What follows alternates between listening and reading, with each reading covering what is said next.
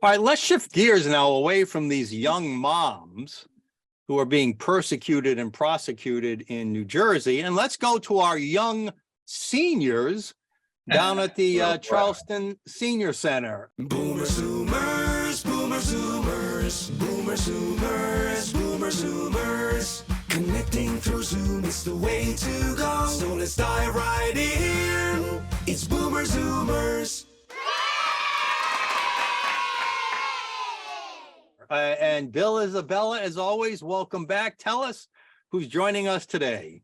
Well, to my immediate left is the innumerable Jeff Koons, and to his left is, well, the stuff claim himself, Ken McCord. So, Don't forget to lean in when it's your turn to talk. Ken, you've got a Charleston Food Festival on. Why did he call you a stuffed clam? I don't know. You might have a little brain damage on that one. And Jeff, you've got a Washington Nationals hat on, recent world champions. That's right. And I think I just saw their record. They're not doing so well. I think I saw 18-25.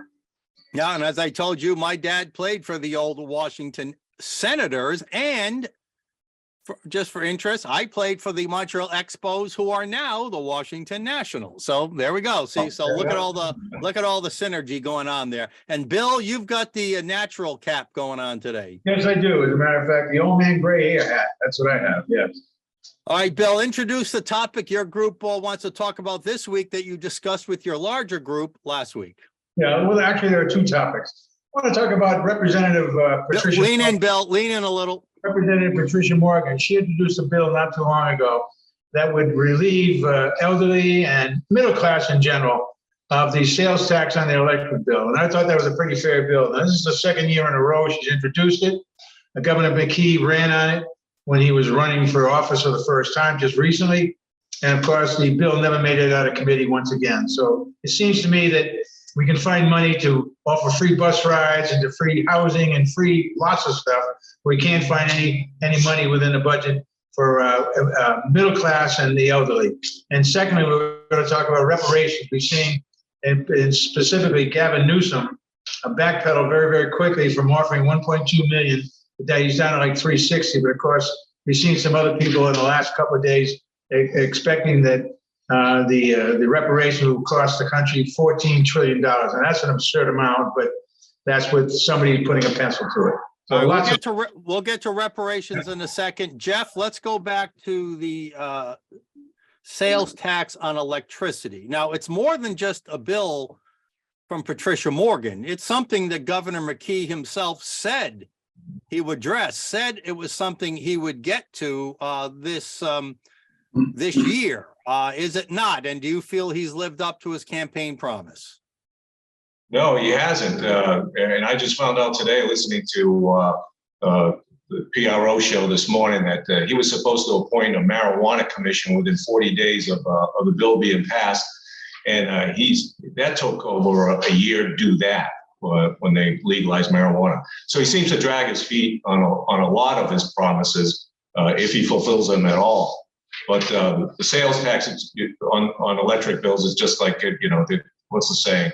Politician never met a tax that he didn't like. Well, I'm the exact opposite. I never met a tax that I liked. And this is just another way of confiscating people's private property, the way the founding fathers saw taxes as a seizure of private property. Now, there's some justification for that, of course, but not every nickel and dime that they can get their hands on. Ken, I'd like you to think of low-income families, middle-income families, seniors, like many of you on fixed incomes. I mean, it might not be a large amount of money, but those, that $10, $20 you might save a month, hey, if you made a campaign promise, that money could be important, could it not, Ken? Yeah, well, the problem is I see this as being nickel and dime to death, that it may not seem like much at the time and that little bit of quantity, but over the long run, you have 5 of those little nickel and dime things and it adds up. my big question is, where does this tax money go? We have a gasoline tax here that's supposed to go to infrastructure, i.e. roads, but it goes into what we call a general fund here in Rhode Island, That's right. which for all intents and purposes is a black hole. What goes in, we never see coming out. Yeah, when they tell us they're gonna raise this tax for education or this tax for infrastructure, it doesn't go into dedicated accounts, just like when Al Gore said we have a lockbox for Social Security. No, we don't federally. It all goes into the general fund and the lawmakers spend it however the hell they want. And speaking of spending, last comment on this bill before we go to reparations, you had mentioned all the other stuff we're giving away. We're giving away free bus rides on RIPTA, you know, we're giving away all sorts of other stuff, but we can't do a common sense tax reform on something as ridiculous as a sales tax on energy. I would agree, Mike. As a matter of fact, so many social justice programs are geared and directed towards one specific socioeconomic group and not the entire country. It seems to me we have the top, they seem to get advantages in terms of tax breaks and so forth. And then we have the bottom that gets everything or so much for free. It seems like the giant middle class, which is getting smaller, by the way, but it seems to me that the middle class, which is us, fixed income people, middle class people, lower income people, we're not getting any break at all. And we need to stop this. This is aberrant, as a matter of fact. All It's right. aberrant. So we're gonna try something. I agree. We're gonna try something different right here. I see you already got an audience building behind you. So this is gonna be a silent response by a show of hands. Who knows somebody who has left this state because, as Ken said, we're continually being nickeled and dimed to death. The cost of living is ridiculous. They never seem to do anything about it. Whether you've ever thought about leaving or not, or you know somebody who has left because of being constantly nickeled on it, raise your hands. I will put Even in the back, even in the back there. Okay, Martha. You didn't raise your hand, Martha, back there. Oh, there it is. Okay, thank you. There we go. All right. All right, Bill.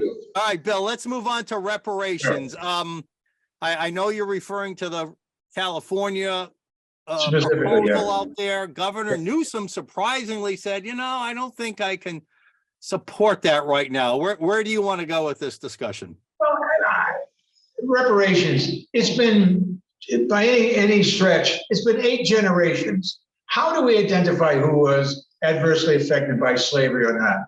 I mean, at some point, because you're of one skin color, does that mean automatically you're qualified? I think this is a great red herring that's just causing further division. I don't think we're ever going to pay reparations. I think it's an absurd thought. And if we did, God help us. But I do think it's just another means by which a section of government or a section of society wants to divide us further. And that's what I think this is all about. It's terrible. He went from 1.2 million to 360 because he's taken the heat for it. Is this something that your group discussed last week, reparations? Yes, it is. Jeff, I know you have a politically diverse group there. Not everybody's one way. Was there anybody left or right who supported this concept of reparations? I'm gonna have to take a pass on that. I wasn't here last week because I was Okay. on vacation, so I don't know what the group specifically said about it, but I'm against it. Where is All right, it? look, you're a constitutional expert, right? You read the Constitution, you sort of teach it. I mean, this has got to be, we're supposed to have equal protection under the law. This has got to be unconstitutional to only give it to certain people, right? Yes, I feel so. I mean, you have to get the Supreme Court to decide that too, but the reparations, where does it stop? Once we Right. paid some to Japanese Americans that were incarcerated during World War II. But then what are we going to do with the Native American population? Whatever, you can just go on and on. The Irish, when they first came here, they were discriminated against. Many other ethnicities were discriminated against. Where does it end? Ken,